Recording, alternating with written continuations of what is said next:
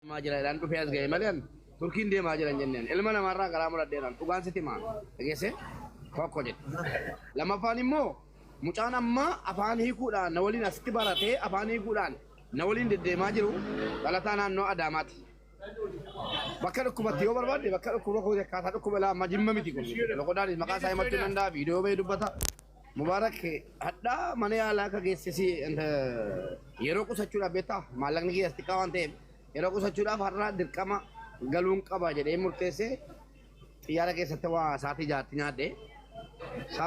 nyaadhee haga yoona kuloo lamma mana nyaataaf jirra la haga yoona waan nyaannu maaliif garaa duwwaa turuun koo sirriitti garaa duwwaadhaan bishaan qofan dhuge sila mana yaalaatti fedhu ol galee jalqaba kan naa taasifame yaaliin waa'ee kanaati mee maali dhukkubni isaa jedhii gabaabsi gaafatu kunoo maaltu irratti argame adda dabalata maaltu irratti argame jedhii gaafadhu kunoo dhalataa naannoo Adaamaatti ta'oo Jimmaa ta'e gandummaadha maal jetta miti wallaahi maqaa isaa iyyuu sirriitti hin qabanne ani. Obboleessa keenya Mubaarakiin biratti ka afaanii kuni gargaarsa afaanii fi obboleessa keenya biyya Turkii Istaanbul irraa taa'emmen nin jedhama tokkummaa miidiyaan Turkiidha. Si argachuu keenyatti baay'ee gammanneerra baga nagaan gara taa'emmen ni dhufte. Baga nagaan nu idan maqaan koo Nasraddiin Muhammad jedhama yookaan Nasrii Madawii jechuun beekama Facebook irratti. Egaa kaarra Mubaarak Sammaa waliin oolle. Hayyee galatoom ulfaadhu baga nagaan dhuftee Nasrii keenya baay'ee galatoomii. Okay, achi keessattuu nama faanii koo argachuu isaatti akka Oromoo tokkotti baay'ee itti gammanna. Gaafiin inni waan nuu kaase qabaa waan isaa irratti xiyyeeffannee waa siin jenna ati faanii kun achi keessa turte. Mee ati Turkii keessa gam turte taayyuu gara kaanitti hin deebina Turkii keessa gam geessetti. Isa booddee gaafadha obboleessoo kan sa'aatiin sii galchaa tokkummaa. Hayyee. Kan sa'aatiin sii galchaa dhimma sana irratti qofa gaafadhuun si ta'e moo waan beeku. Galatoomii. Egaa namni Mubaarak Musammaa in shakkee inni kaan soba Mubaarak Musammaa hin dhukkubne jedhamaa ture rikardi naa godhaa ijoollee rikardi naa godhaa asitti ijoollee.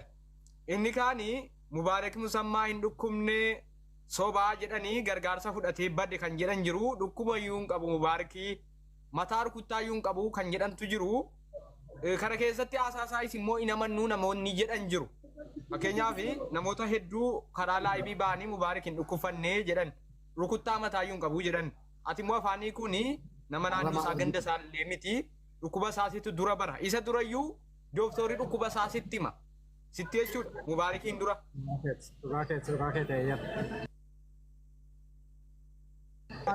Mee dhukkubni Mubaarak maal ture? Maaltu irratti argame? Dhukkubni haaraan argame jira. Dhukkubni Mubaarak kun immoo akkami?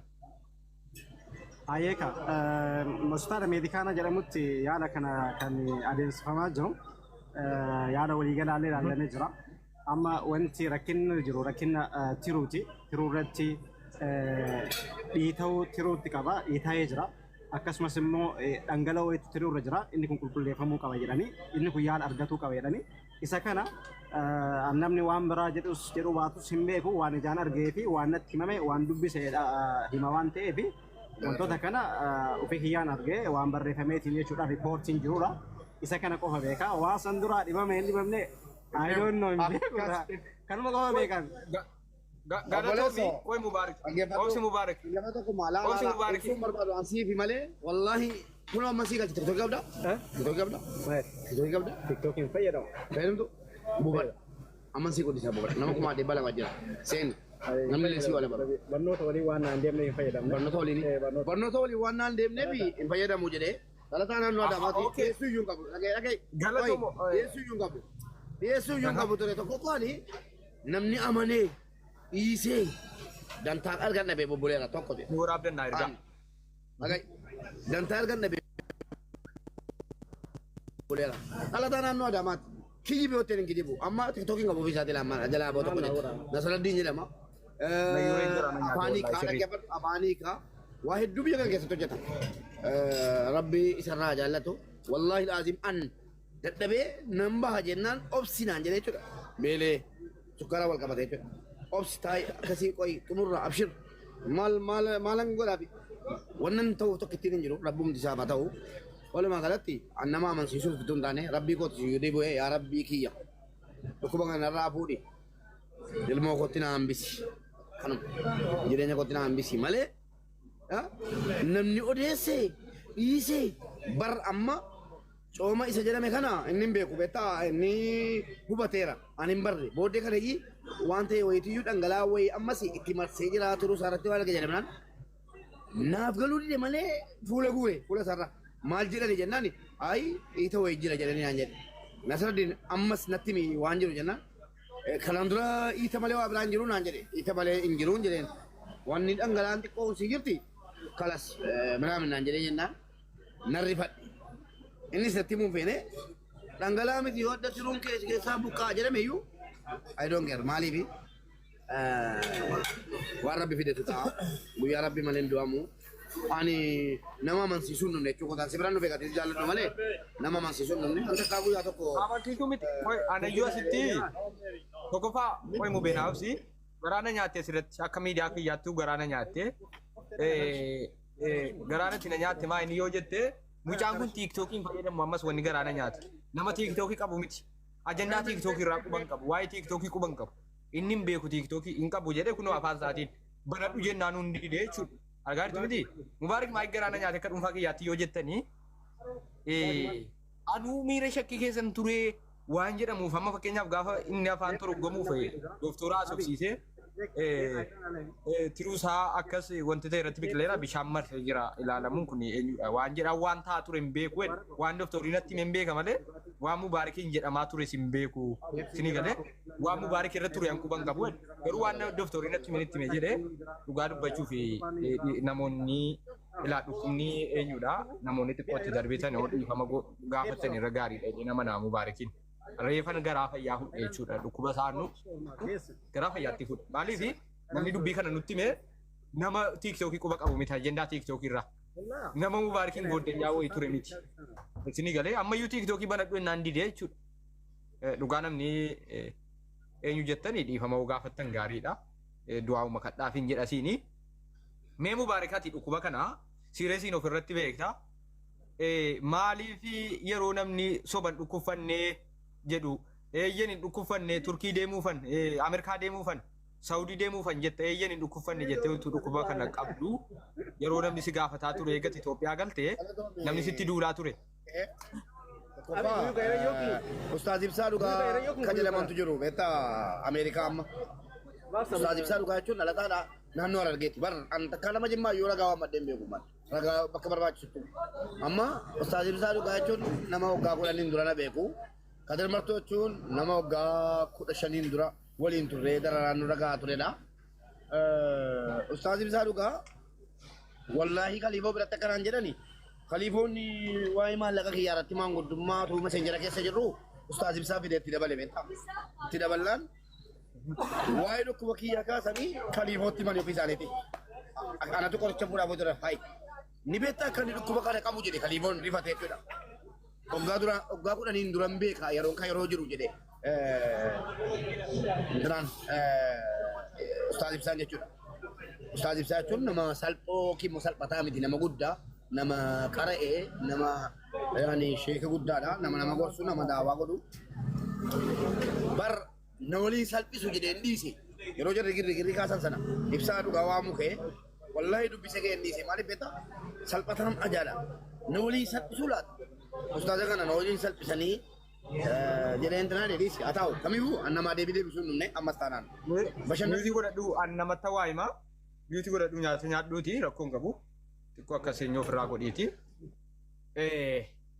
Mubaarik waan gaafatee ture dhugaan dubbadharra dhukkuba koo kana uummata kana namoota gurguddaa waliin waan lafa jiru waan dhugaa jiru hospitaala dhaqee ilaalee poostawuu ajennaan Oromoon yooti algaa afte caammaan olitti bahee ka'ee maaliif algaa lafa haftee siin jedha nu walitti baanaa jedhee ka'ee gatafte immoo maaliif algaa lafa haftee jedhee si qoraa dhiisii impoostayinii ragaa waaminii ofumaa keetii deemadhu jedheeniin ture sheekota biyya keessaa bebbeekamaan fudhee hospitaala dhaqee uummata kaatti agarsiisuu naan jedhee ture wallaahi billaahi kunuuti lekkii boon jedheen wanni siin jedhamu dhabu amma gaafa deemtutti dhiisiin jedheen akka dhuunfaa kiyyaatti akka gaafadheen ture maaliif gabaasuuf baay'een jinqamaa ture Mubaarak Turkiin deemta moo si gabaasedhaa ture garuu warra garaa wanti na nyaate maa inni beektanii akka miidiyaa kiyyaatti jechuudha.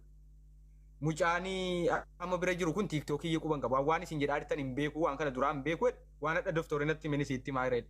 Siigalee waan isin kana dura godhaa turtan hin beeku akka inni hin beekne mootu tiiktookii qabaate akkamitti wallaalee jenni tiiktookii ofii isaatii hin qabu. Siigalee ofii isaatii hin qabu jechuudha. Tarii Mubaarak sobee jooyin gochuu raqe jechuu dandeessu. Garuu mucaan tiiktookii hin qabne ajandaa quba hin qabne Oromoon achi keessa jiru dhukkuba isaa gaafa itti himamu akkasitti gaafa dhufee nutti himu baay'ee garaa nama nyaata.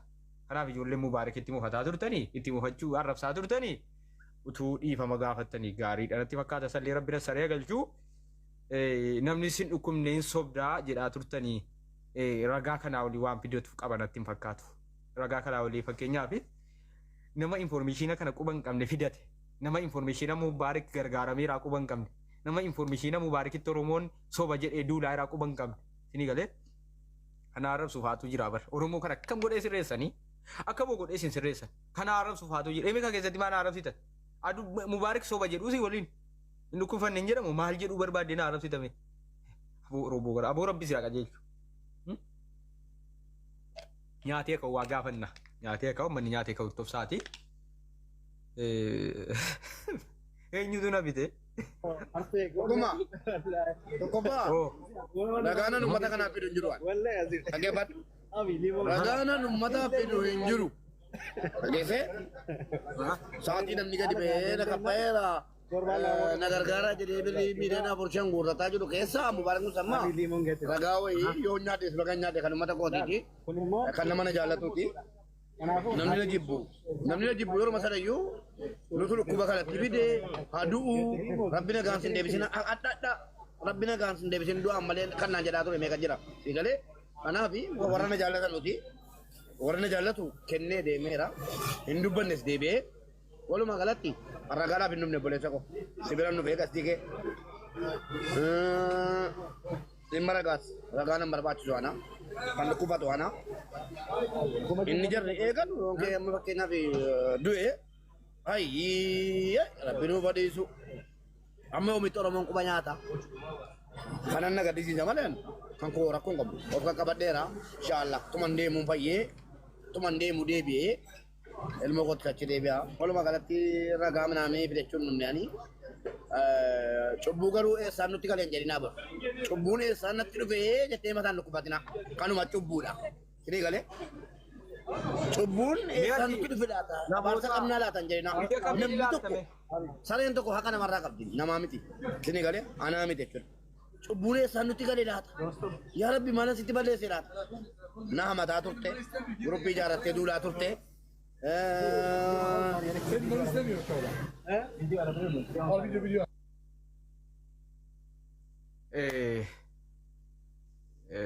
obsaati egaa kabajamtoota hordoftoota keenya amma Turkii irraati egasii Turkii deemuu didee jenneeti amma gaa Turkii irraati ka keessummeessaa jirru hospitaala akka turedha informeeshina kun oduu odeeffataan ture idallee yeroon Itoophiyaa keessaa bahu gabaasaa turre har'allee egaa gabaasa keenya akkuma itti fufetti jira Turkiyyeen simbirtuu obbo Mubaarak Musammaa halkan kana yaalaaf gara Turkii qajeelan ji'oota muraasan darbanii maallaqa uummatarraa sassaabachuun gara Itoophiyaa miliqanii seenanii weega jedhamanii komatamaa turanii booda halkan kana imala isaanii gara Turkiitti taasisan obbo Mubaarak gargaarsaaf ji'oota lamman sadan darban taasifameef diinota hedduu horataniiru jedhan gargaarsaaf dhukkuboota akka carraa isaan mudatee fi riiferii gara Turkiin qabu jechuun gareeleen komataa turan sobas jedhan deebii kennuurraa yeroo fudhadhetti ture akka nagaatti jiraataa ture jira jedhan obbo Mubaarak dhukkubarraa bilisa ta'e osoo hin taane hanga guyyaan beellama koo ta'utti Itoophiyaa keessa tureeraa jedhan imala koo gara Turkii taasiseera waaqa yookaan uumaa keessan naa kadhaa jechuunis dubbatan rabbii keessan itti naa bu'aa ani yaalaaf imala koo gara Turkii taasiseeraa jedhan halkan kana gara Turkiitti kan imalan xiyyaara keessa sa'aatii 6 ni turu jedhamee eegama. Obbo Mubaarak namoota baay'ee biratti komiif shakkii guddaan kan uumame osoo hin dhukkubfatin maallaqoota miiliyoonaan lakkaa'aman walitti qabatamanii gola lixanii jedhamanii eega kumataa turanii booda har'a qajeelan obbo Mubaarak fayyaa guutuutti deebi'uuf dhukkuba koo dandamachuu fi yaala barbaachaaf imala koo gara Turkiitti taasiseeraa jiran namoonni kumaatamaan lakkaa'amtan qubanatti qabaa turtanis galatoomaa handhukuba rabbiin irra kaa'e yaalamuuf imala koo Turkiittis qajeeleera kanneen sobaan maallaqa funaante jettanis amma na argitu jedhan hangaruu kanan isinirra barbaadu fayyaa kootti deebi'uudha ammaaf fayyaa koo barbaachaaf yaala gahaa argachuuf imala koo